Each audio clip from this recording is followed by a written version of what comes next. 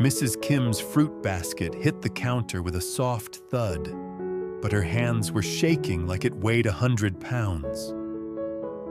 "Diep," she whispered. "Don't read it out loud." Her eyes weren't dramatic. They were careful. The way a woman looks when she's learned the hard way that sound can attract trouble. I slid the little care card out of the basket. It looked like Anna's.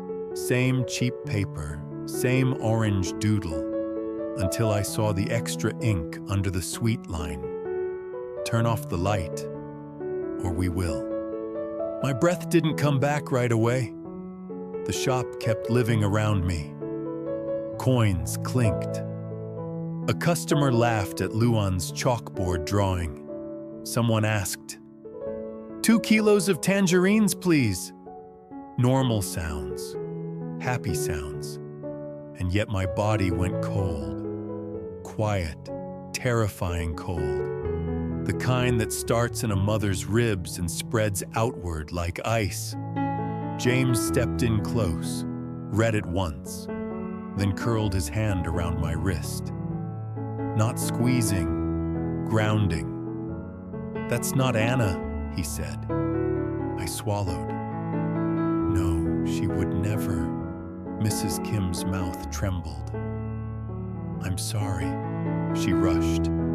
"I thought maybe it was a mistake, but I didn't want you to be alone with it." I gripped her fingers, grateful enough to ache. "Thank you for bringing it to me," I whispered. "You protected us." Luan noticed my face. He always did when something inside me snapped back into survival. He hurried over, eyes darting between us. "What happened?" James held the card out. Luan's smile died mid-step. "Oh," he breathed. "Someone slipped it in." I stared at the kindness corner basket. Open, welcoming, innocent. The whole point was trust. The whole point was that people could reach in and take a soft word home. Now I saw it the way a frightened woman sees a dark alley. "It was never about Anna," James murmured, scanning the shop the way he scans storms. "They targeted the system." My throat burned. "We finally had 1 week where I could laugh," I said, and the words came out small. 1 week where I didn't feel watched. James didn't let me spiral. He didn't raise his voice. He didn't panic. He leaned in like he was telling me a secret. "Then we don't let them steal it. We adjust. We keep the joy. We close the loophole." Officer Thu's motorbike rolled past the gate right then, slow enough to notice the way James's shoulders stiffened. He paused like he'd sensed the air change. James walked out and spoke to him in short, controlled sentences. No pointing, no shouting, just quiet authority. When he came back, he placed the card on the counter like evidence. "Officer Thu will document it," he said. "But we handle this gently. Customers don't deserve fear." Luan rubbed his face once, as if wiping off all his jokes. "Okay," he said, voice low. "We don't remove kindness corner." I blinked. "We don't?" Luan's eyes flashed with a stubborn kind of pride. "No, we upgrade it." He snatched the chalkboard and wrote fast, bold, clean. "Kindness corner. Official cards only take 1 from the sealed box. Leave notes in the jar." Then he grabbed a clear plastic container from the back, the kind we use for deliveries, and slammed the lid on like he was sealing something precious. He cut a neat slot in the top. "This," he announced, tapping it, "is our care card vault. My laugh tried to come and turned into a shaky exhale instead, because it was ridiculous and perfect. James placed a glass jar beside it. "Customer notes go here," he said. "No mixing. Boundaries. Clean, simple boundaries." Our light didn't have to be careless to stay bright. Still, the message sat in my mind like a splinter. Turn off the light, or we will. That night, the house smelled like rice steam and marker ink. Nye slept curled like a warm comma on the mattress, thumb near her mouth. Anna sat at the table, legs swinging, drawing another orange with a huge smile. James waited until Anna looked up. "Sweetheart," he said gently, "did you write anything different today?" Anna's brows pulled together hard. "No," she said, almost offended. "I write nice things." Even that sentence made my eyes sting. James slid the card onto the table, careful not to scare her. "Someone tried to put something mean into your kindness," he explained. "But it wasn't you." Anna stared at the dark ink. Her mouth fell open. "Why would they do that?" I wanted to tell her the truth the way it tastes in my throat. Because joy makes shadows jealous. But I didn't put that weight on a child's shoulders. I reached across and took her small hand. "Sometimes," I said softly, "people think they feel strong when they scare others." Anna's eyes filled, fast, honest tears.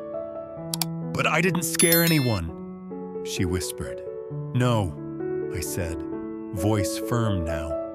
"You didn't. And you did nothing wrong." James brushed her hair back.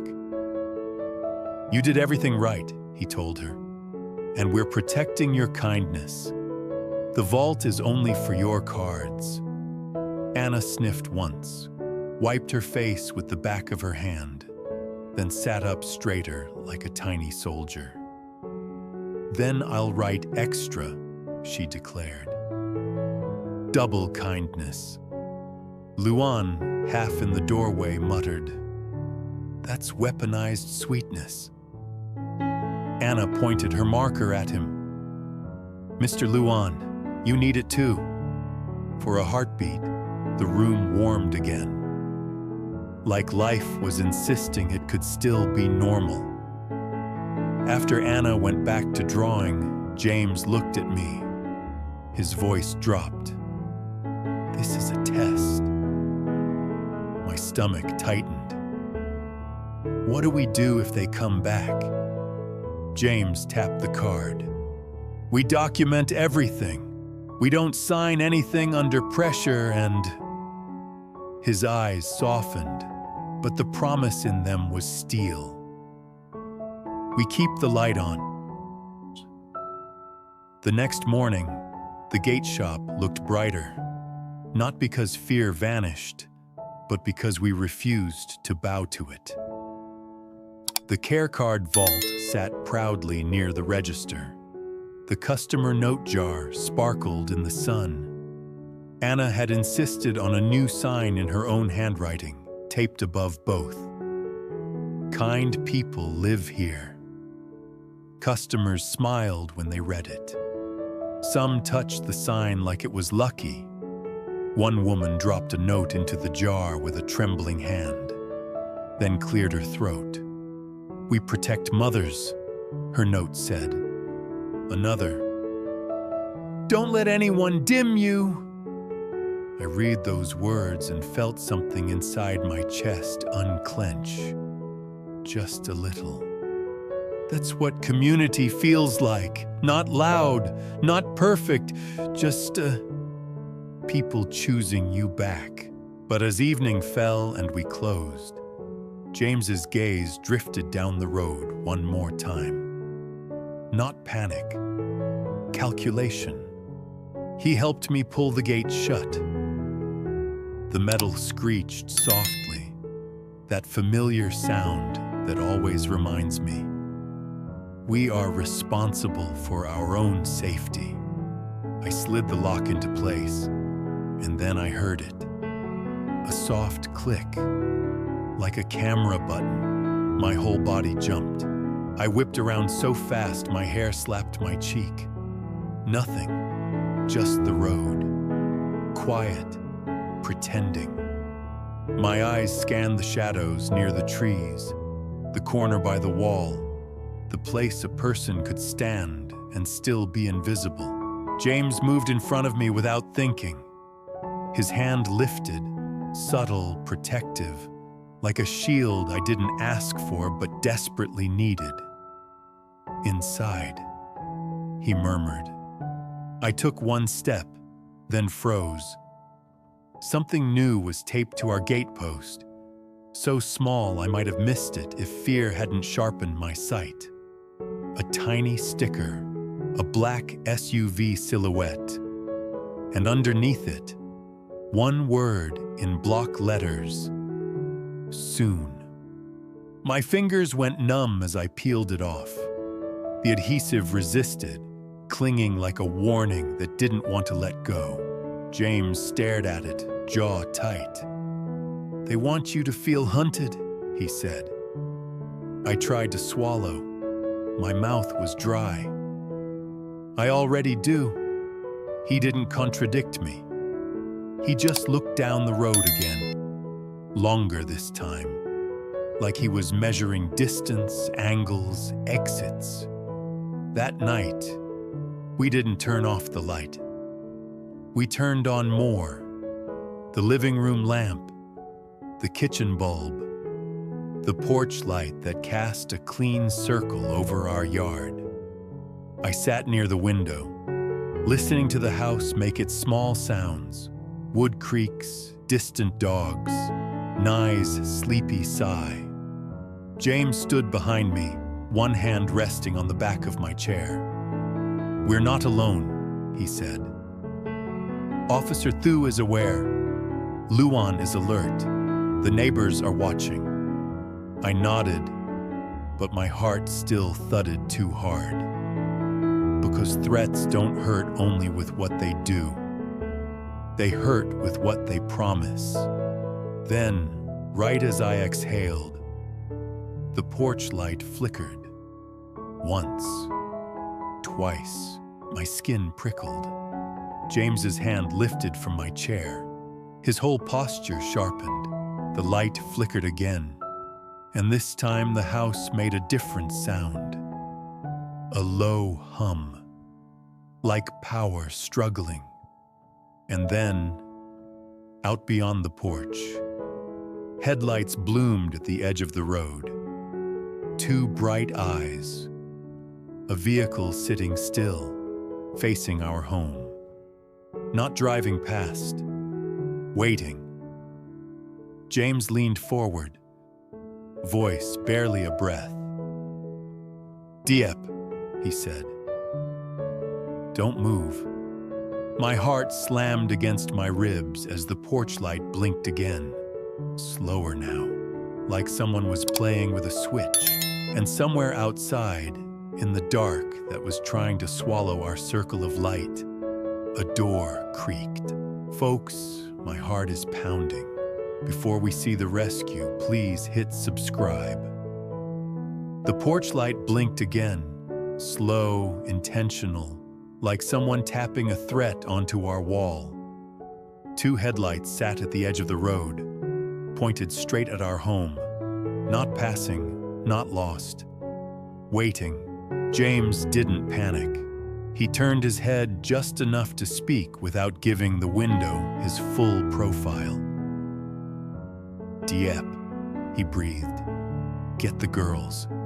Lock the bedroom. Call Officer Thu. My legs felt like sand. I crossed the room anyway. Nye stirred first, eyes half open. Mom? Anna was awake. She always woke fast, like her heart lived closer to the surface. I pulled them into my arms. Their hair smelled like soap and sleep, and it made my throat burn. "Is it the mean card?" Nye whispered. "Yes," I said, and forced my voice to stay steady. "But mean words don't get to walk into our home." I shut the bedroom door, slid the lock, and called Officer Thu with fingers that wouldn't stop shaking. "It's Diep," I whispered. "The SUV is outside. The porch light keeps flickering. I hear someone in the yard." His answer snapped back, clear and firm. "Stay inside. Keep the lights on. I'm coming now." Keep the lights on. The same promise James had made. The same thing the card demanded we surrender.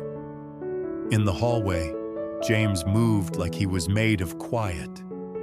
Phone at his ear, body between us and the dark.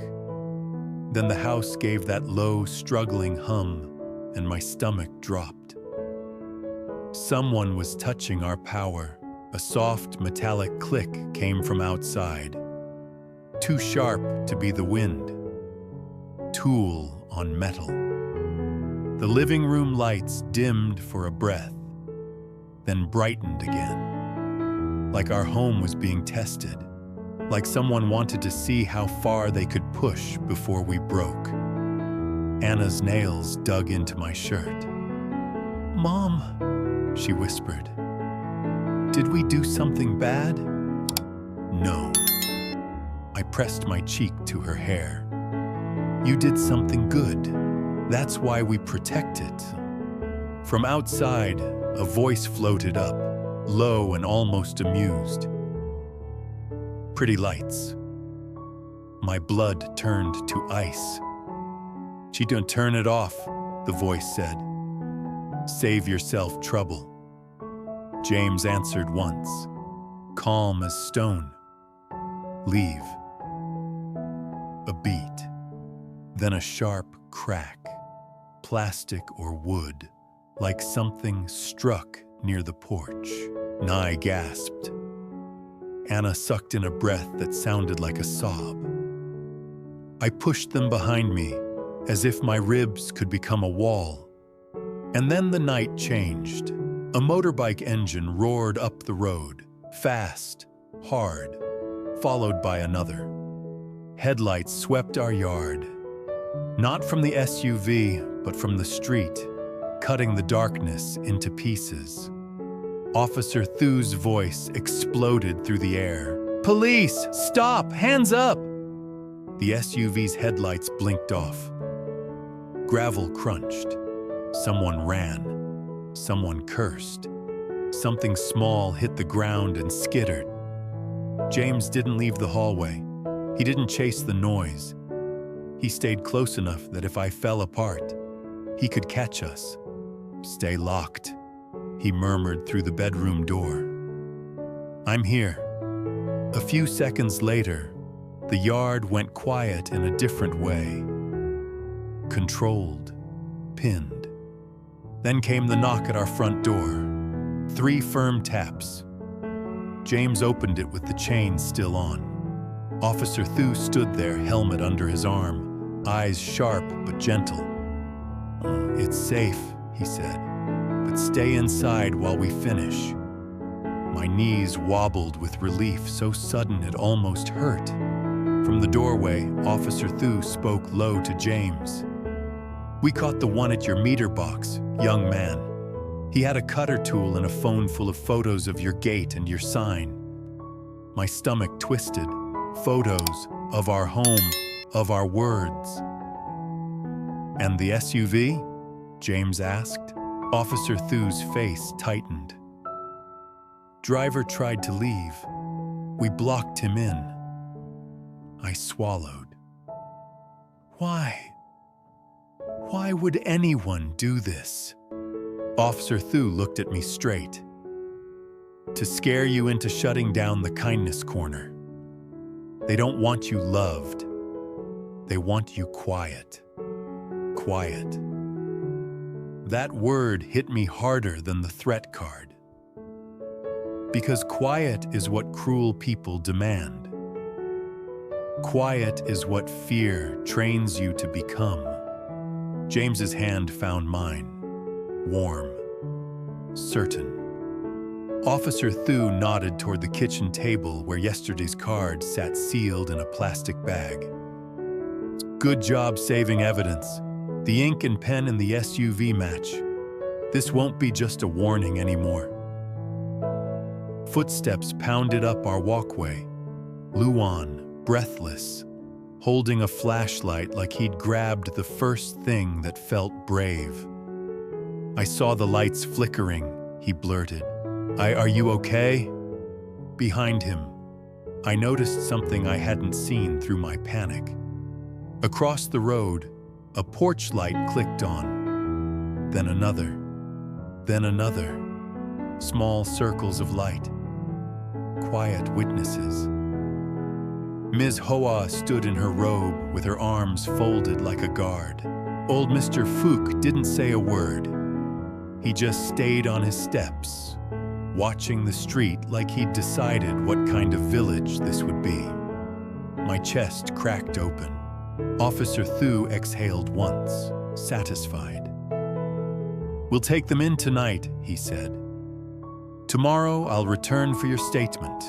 If they try again, call immediately. Do not open the gate for anyone.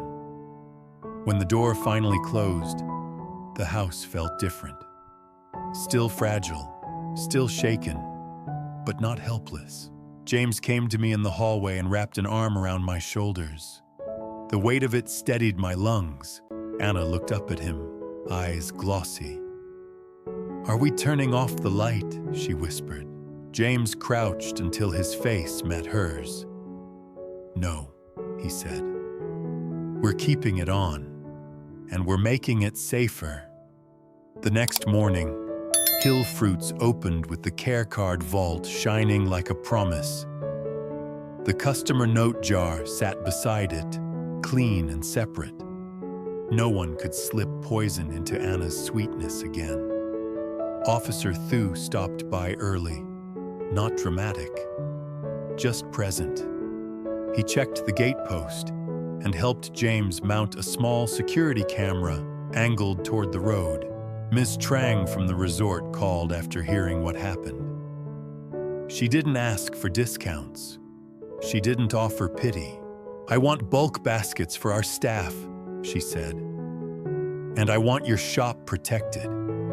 This village shouldn't scare mothers. Customers arrived not just to buy fruit, but to look me in the eye and show me their faces were not hidden. Mrs. Kim came first. This time, she didn't whisper. She squeezed my hands and said, "You are not alone." Then she dropped a note into the jar. Later, when my hands stopped shaking enough to peek, it read, "Keep your light on. We'll keep ours on too." Luan wrote a new message on the chalkboard under the orange with sunglasses. Tonight, light night 7 p.m. Turn on a porch light. At 7, our street glowed, soft, steady, stubborn. Not a celebration, a boundary. James stood beside me at the gate shop, watching the lights ripple down the road like a quiet river. They wanted you hunted, he said. My throat tightened, and instead, I feel held. He didn't smile like this was a victory. He just nodded like this was survival done together. Anna tugged my sleeve. "Mom," she said, holding up one new card. On it, she'd drawn a big orange sun and written carefully, "Thank you for keeping our light safe." Just for who? I asked, though I knew. "Officer Thu," she said, "and you, and James." And everyone. I pressed the card to my chest. Because that night, the porch light didn't flicker. And for the first time in days, when the darkness stared from the road, I didn't feel like prey.